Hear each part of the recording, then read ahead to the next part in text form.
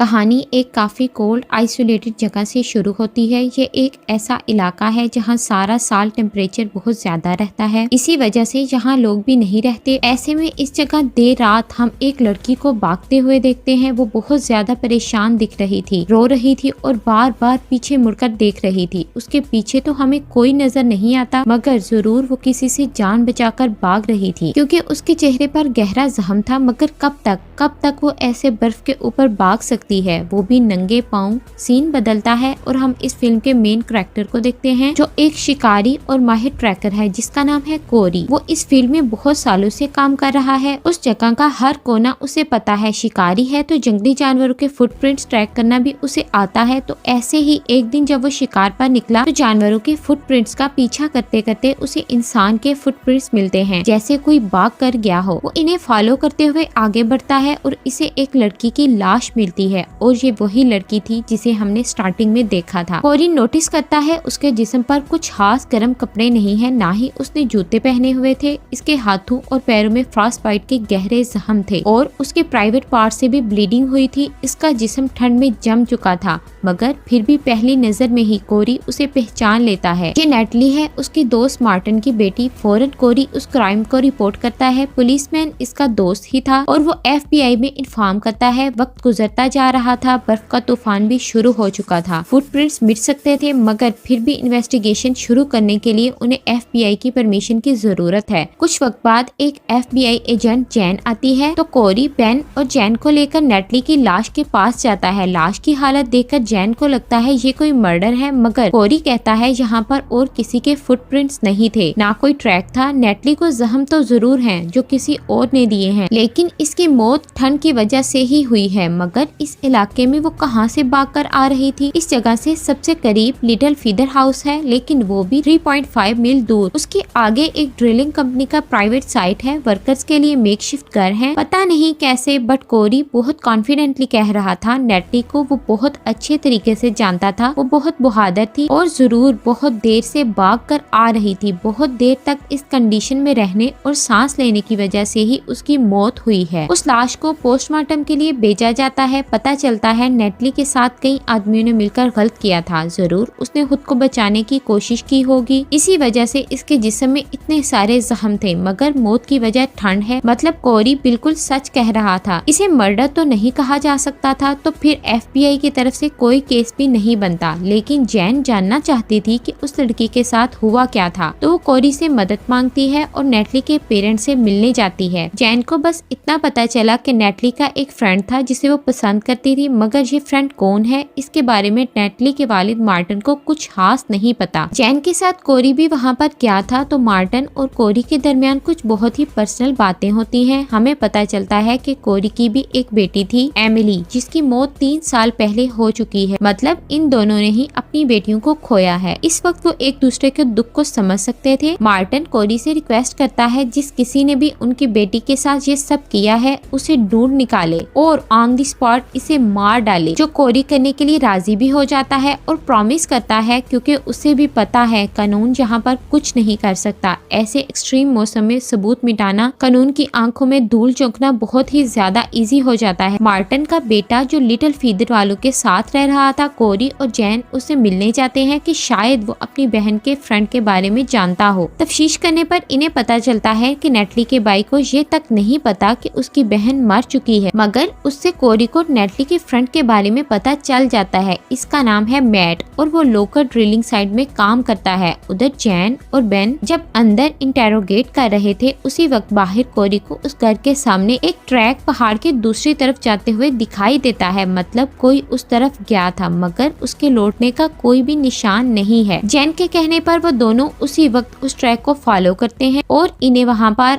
और एक लाश मिलती है, जिसका आधा जिस्म बर्फ के नीचे दबा हुआ था, आधा ऊपर था, जिसे जंगली जानवरों ने नोच नोच कर खाया था। उसे आइडेंटिफाई करना मुश्किल था, मगर ये बात कंफर्म थी कि ये एक खून ही है, क्योंकि उसके जिस्म पर बहुत सारे जख्मों के निशान थे। तो क्या ये दोनों केसेस जुड़े हुए हैं? जैन समझ चुकी थी इन केसेस को सॉल्व करने के लिए उसे कोरी की मदद की सख्त जरूरत है, तो इसके घर जाती है, इससे बात करती है। भले ही वो पुलिस डिपार्टमेंट से नहीं था, मगर मगर एक शिकारी की नजर वो सब कुछ देख पा रही थी जो जैन को दिखाई नहीं दे रहा था। लेकिन वो इन केसेस में इतना इंटरेस्ट क्यों ले रहा था? मार्टिन इसका दोस्त है सिर्फ इसीलिए? शायद नहीं। इसके घर में जैन को एक लड़की की तस्वीर हर जगह दिखती है जो कोरी की बेटी एमिली की थी। जैन के पूछने पर इसे पता चलता है 3 साल पहले एक रात वो और उसकी बीवी जब बाहर गए हुए थे। घर खाली पाकर एमिली ने अपने दोस्तों को बुला लिया। पार्टी शुरू हो गई मगर इसके बाद एमिली गायब हो गई। किसी ने नहीं देखा वो कहाँ गई। अगले दिन नेटली ने कोरी को कॉल करके इस बारे में इन्फॉर्म किया और ढूंढने पर उसकी लाश मिली घर से 20 मील दूर। पता नहीं वो वहाँ पर कैसे पहुँची, उसके साथ क्या हुआ था कि हालत भी कुछ ऐसी ही हुई थी जैसे आज उसकी बेस्ट फ्रेंड नेटली की हुई है। मगर तब भी कोई केस नहीं बना था। मुजरिमों को सजा तो अभी तक नहीं मिली। कोरी ये बात एक्सेप्ट ना भी करे मगर नेटली के खूनियों को ढूंढने की मदद से वो अपनी बेटी को ही इंसाफ दिलाने की कोशिश कर रहा था। 3 साल पहले तो इसे नहीं पता चला एमिली को किसने मारा था। अगर अभी भी पता ना चल पाया तो पता नहीं आगे जाकर और कितनी सारी लड़कियों की ऐसे जान जाएगी। जैन कोरी के जज्बात समझ सकती थी। वो इसे प्रॉमिस भी करती है कि इस बार नेटली के मुजरिमों को सजा जरूर मिलेगी। तो इसके साथ मिलकर एक प्लान बनाती है। कल वो बेन और कुछ ऑफिसर के साथ मिलकर मैट से मिलने जाएगी। दूसरी तरफ कोरी उस दूसरे खून को ट्रैक करेगा। आज सुबह जब वो लोग वहाँ पर गए थे इन्हें वहाँ पर ना कोई दूसरा ट्रैक मिला ना कोई फुटप्रिंट्स। लेकिन लाश को फेंककर कोई गया तो गया कहाँ? कोरी को वही ढूंढना होगा। सुबह होते ही कोरी अपने रास्ते पर निकल पड़ता है और जैन बेन और कुछ ऑफिसर्स के साथ मिलकर क्रॉस ड्रिलिंग साइट में जाती है। वो एक प्राइवेट प्रॉपर्टी है तो इनके अपने सिक्योरिटी गार्ड्स हैं। जैन पहले अपने बारे में नहीं बताती। लोकल पुलिस ऑफिसर के साथ मिलकर वो सिर्फ मैट से मिलने का बोलती है मगर वो कहते हैं इन्हें तो लगा था ये लोग मैट के बारे में ही मालूमात देने आए हैं क्योंकि मैट 2 दिन पहले अपनी फ्रेंड मतलब नेटली से जकड़ने के बाद यहाँ से निकला था, अभी तक नहीं लौटा। मतलब ये तो एक और कंफ्यूजन खड़ा हो गया। इन्हें तो लग रहा था मैट ही शायद होनी है लेकिन यहाँ पर तो वो खुद ही गायब है। लेकिन लगता है यहाँ की सिक्योरिटी गार्ड्स को नेटली के बारे में कुछ ज्यादा ही पता है। वो लोग कहते हैं इन्हें रेडियो से पता चला है कि उसकी लाश मिली है मगर ये कैसे मुमकिन है? रेडियो में इसका नाम तो कभी बताया ही नहीं गया। पर्सनली जैन ने मना किया था। ठीक उसी वक्त एक ऑफिसर को इन सिक्योरिटी गार्ड्स का चेहरा देखकर अजीब लगता है। सबके फेस पर कुछ न कुछ चोट का निशान था। पूछने पर वो लोग कहते हैं हेलमेट के बिना काम करते वक्त चोट तो लग जाती है मगर सबके फेस पर एक साथ जैन अपनी आईडी दिखाती है। वो FBI से है। जैन को मैट का ट्रेलर देखना होता है तो वो लोग उसी तरफ जा रहे थे। दूसरी तरफ हम कोरी को देखते हैं। वो लाश के पास पहुंच चुका था। वहां जंगल में कुछ देर इधर उधर देखने के बाद उसे एक लंबा सा ट्रैक मिलता है और ये ट्रैक उसी ड्रिलिंग साइट की तरफ जा रहा था। कोरी वहां से सब कुछ देख पा रहा था। वो जैन को कांटेक्ट करने की कोशिश करता है क्योंकि उसे लग रहा था ये सिक्योरिटी गार्ड्स कुछ ठीक नहीं है। इन मर्डर्स के साथ हो ना हो इन लोगों का कुछ तो कनेक्शन है। वो बार बार कॉल कर रहा था लेकिन कांटेक्ट नहीं हो पा रहा था। वो देखता है जैन दरवाजा खोलने की कोशिश कर रही है और ठीक उसी पॉइंट पर सीन पीछे जाता है। हमें पता चलता है 2 दिन पहले नेटली मैट से मिलने यहाँ पर आई थी। वो लोग जब एक साथ इस ट्रेलर में थे ठीक उसी वक्त यही सिक्योरिटी गार्ड ड्रंक हालत में इस ट्रेलर में घुस गए थे। नशे में चूर इन लोगों ने नेटली को तंग करना शुरू किया तो मैट भी इनसे लड़ने लगा मगर अकेला वो इन लोगों से कब तक लड़ पाता। उन लोगों ने मिलकर नेटली के साथ गलत किया। अपनी फ्रेंड को बचाने की जख्मी हालत में भी मैट ने पूरी कोशिश की। जब सभी लोग उसे मार रहे थे उसी वक्त नेटली वहाँ से भाग गई क्योंकि उसके पास करने के लिए और कुछ भी नहीं बचा था। वहाँ से निकलकर बर्फ के ऊपर से वो किसी तरह से भागने लगी। इन दरिंदों से बचने के लिए उसके पास जूते पहनने का टाइम भी नहीं था मगर इस कोल्ड को वो ज्यादा देर बर्दाश्त नहीं कर पाई। उधर उन लोगों ने मैट को इतना मारा कि उसकी भी मौत हो गई। कोरी और जैन को जो लाश मिली थी वो असल में मैट की ही थी। इन लोगों ने इसे इतने बेरहमी से मारने के बाद इसकी लाश को वहाँ पर फेंक दिया जिससे वो जंगली जानवरों का खाना बन सके। हम देखते हैं जैन ट्रेलर के बाहर खड़ी है। FBI चिल्ला रही है मगर कोई भी दरवाजा नहीं खोलता। उसी टाइम जैन को कोरी की वार्निंग मिलती है। वो जैन को दरवाजे से हटने के लिए कहता है लेकिन शायद लेट हो चुका था। इन लोगों ने तब तक हमला शुरू कर दिया था। खुद भी घायल हुए और सारे ऑफिसर्स को भी मार डाला। अब सिर्फ जैन ही बची थी और 3 सिक्योरिटी गार्ड्स